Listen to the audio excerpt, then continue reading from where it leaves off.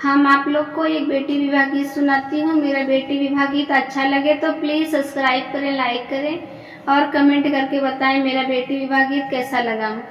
के कारे नीरोवे से धरती फाटती है,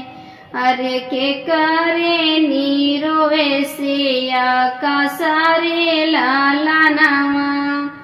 के करे नीरोवे से रूमलिया भीगता है, अरे के हो खाड़िया मुसकाई रे लाला नामा, के करे नीरोवे से रूमलिया भीगता है, अरे के हो खाड़िया मुसकाई रे लाला नामा। मैया के रोवे से धरती फाटते है,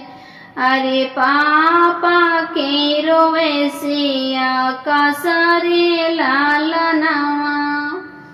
मैया के रोवे से धरती फाटती है, पापा के रोवे से आकाश रे लाला नामा, भैया के रोवे से रूमलिया भीगते हैं, अरे भाभी खाड़िया मुसकाई रे लाला नामा, भैया के रोवे से रूमलिया भीजती है, भाभी खाड़िया मुसकाई रे लाला नामा। माई कहाई बेटी रोजा मांगाऊबै, अरे पापा कहाई छठा मसरे लाला नामा, माई कहाई बेटी रोजा मांगाऊबै,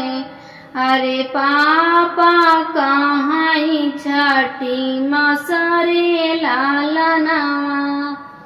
भैया कहाई बहिनी काजा परोसे,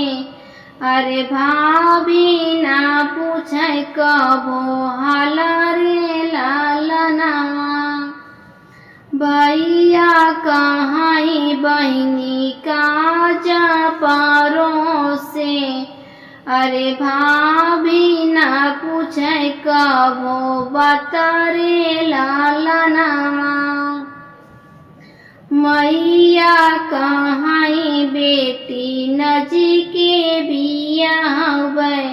पापा कहाई बड़ी दूर रे लाला नामा, अरे पापा कहाई बड़ी दूर रे लाला नामा, भैया कहाई बहिनी काशी बियाहबै, भौजी कहाई बड़ी दूर रे लाला नामा, अरे भौजी कहाई बड़ी दूर रे लाला नामा। मेरा विवाह गीत अच्छा लगा होगा तो प्लीज़ सब्सक्राइब करें, लाइक करें और कमेंट करके बताएं मेरा विवाह गीत कैसा लगा।